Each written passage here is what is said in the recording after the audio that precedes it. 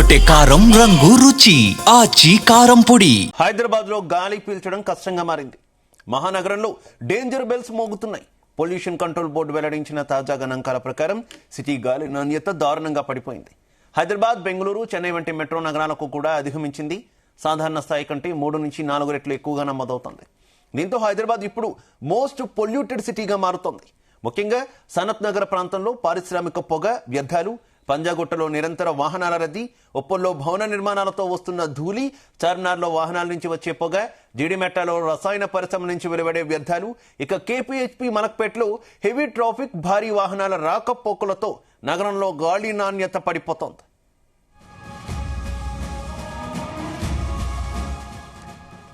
Right, Hyderabad లో danger bells మోగుతున్నాయి. దారుణంగా గాలి నాణ్యత ప్రమాణాలు పడిపోతున్నటువంటి పరిస్థితి. ఇదే విషయానికి సంబంధించి మరింత సమాచారం మా కరెస్పాండెంట్ వంశీకృష్ణ అందిస్తారు. వంశీ, హైదరాబాద్ నగరంలో రోజు రోజుకి కూడా కాలుష్యభరితంగా మారుతున్న పరిస్థితి మనకు కనిపిస్తా ఉంది. ప్రధానంగా నగరంలోని అనేక ప్రాంతాలలో కూడా ఎయిర్ క్వాలిటీ ఇండెక్స్ అనేది గణనీయంగా పడిపోతున్నటువంటి సందర్భం కూడా మనకు కనిపిస్తుంది. హైదరాబాద్ గా మారిందని కూడా చెప్పాలి. మహానగరంలో డేంజర్ బెల్స్ మోగుతున్నాయి. పొల్యూషన్ కంట్రోల్ బోర్డు వెల్లడించిన తాజా గణాంకాల ప్రకారం సిటీ గాలి నాణ్యత దారుణంగా పడిపోయింది. హైదరాబాద్, బెంగళూరు, చెన్నై వంటి మెట్రో నగరాలను కూడా అధిగమించింది. సాధారణ స్థాయి కంటే 3 నుంచి 4 రెట్లు ఎక్కువగా నమోదవుతుంది. దీంతో హైదరాబాద్ ఇప్పుడు మోస్ట్ పొల్యూటెడ్ సిటీగా మారుతుంది అనేది కూడా చెప్పాలి. ముఖ్యంగా సనత్ నగర్ ప్రాంతంలో పారిశ్రామిక పొగ, వ్యర్థాలు, పంజగుట్టలో నిరంతర వాహనాల రద్దీ, ఉప్పల్లో భవన నిర్మాణాలతో వస్తున్న ధూళి, చార్మినార్లో వాహనాల నుంచి వచ్చే పొగ, జీడిమెట్లలో రసాయన పరిశ్రమల నుంచి వెలువడే వ్యర్థాలు, ఇక కేపీహెచ్బీ మలక్పేటలో హెవీ ట్రాఫిక్, భారీ వాహనాల రాకపోకలతో నగరంలో గాలి నాణ్యత రోజు రోజుకి పడిపోతుందనేది కూడా మనం చెప్పాలి. ప్రధానంగా హైదరాబాద్ నగరంలో మాత్రం చూస్తే మాత్రం రోజు రోజుకు పరిస్థితి తీవ్రంగా మారుతుంది అనేది కూడా మనం చాలా స్పష్టంగా చెప్పాలి. ఎప్పటికైనా సరే ప్రజలు కూడా మేల్కొనకపోతే మరింత పరిస్థితి చేదాటే అవకాశం ఉన్నట్టు కూడా వాతావరణ నిపుణులు అంచనా వేస్తా ఉన్నారు. ఏదైతే ప్రధానంగా కాలం చెల్లినటువంటి వాహనాలను పక్కకు పెట్టాలి, దాంతో పాటుగా ఎక్కువగా పొగ వెదజల్లేటువంటి వాహనాలను వినియోగించకుండా ఏదైతే ఎలక్ట్రిక్ వెహికల్స్ ని వినియోగించాలనేది కూడా పెద్ద ఎత్తున వాతావరణ నిపుణులు కూడా చెప్తున్నటువంటి పరిస్థితి కూడా మనకు కనిపిస్తా ఉంది.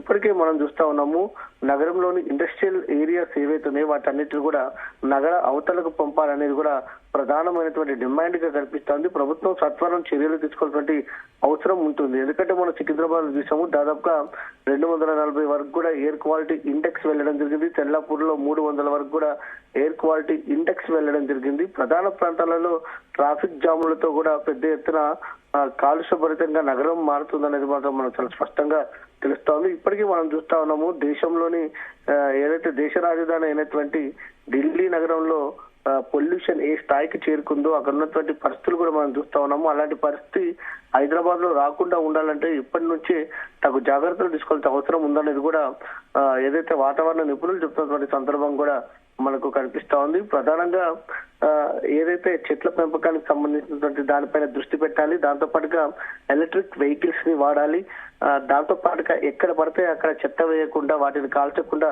తగు జాగ్రత్తలు తీసుకోవాల్సిన అవసరం కూడా ఎంతైనా ఉంది. ప్రభుత్వం కూడా వీటిపైన ప్రజలకు అవగాహన కల్పిస్తూ, అవేర్నెస్ కల్పిస్తూ ముందుకు వెళ్లాల్సినటువంటి అవసరం ఉంది. ఇప్పటికే హైదరాబాద్ నగరంలో ఎయిర్ క్వాలిటీ ఇండెక్స్ అనేది ఘోరంగా పడిపోతున్నటువంటి సందర్భం కూడా మనకు కనిపిస్తుంది. దీంతో శ్వాసకోశ సంబంధిత వ్యాధులు బారిన కూడా ప్రధానంగా నగర నడిబొడ్డుగా మారిపోయినటువంటి పారిశ్రామిక ప్రాంతాలు కావచ్చు, మరోవైపు నియంత్రించలేకపోతున్నటువంటి ట్రాఫిక్, ఈ రెండింటి ద్వారా ఈ కాలుష్యం ఎక్కువగా కనిపిస్తున్నటువంటి పరిస్థితి కదా. ప్రభుత్వాలు కూడా ఎలాంటి చర్యలు తీసుకోవాలనుకోవచ్చు ఈ రెండింటి నుంచి కూడా కొంత నియంత్రణ కోసం? ప్రధానంగా ప్రభుత్వం పైన కూడా ప్రధానమైనటువంటి బాధ్యత ఉందంటూ కూడా వాతావరణ నిపుణులు చెప్తా ఉన్నారు. ప్రజలకు వీటిపైన అవగాహన కల్పించాల్సిన అవసరం ఉంది.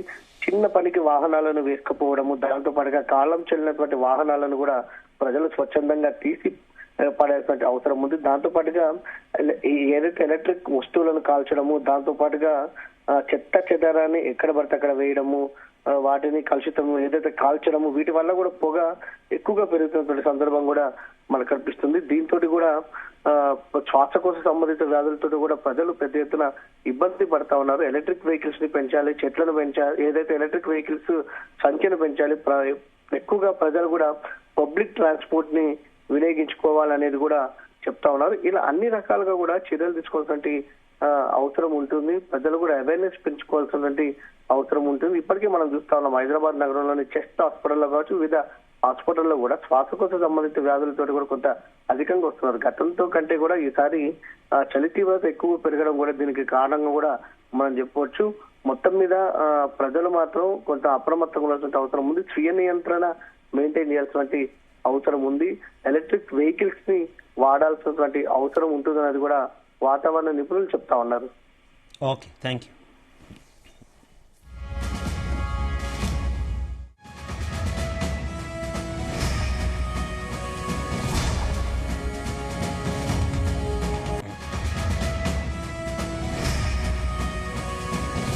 గుమగుమల వంటలే వంటలే తెరకొట్టే కారం రంగు రుచి ఆచి కారం పొడి.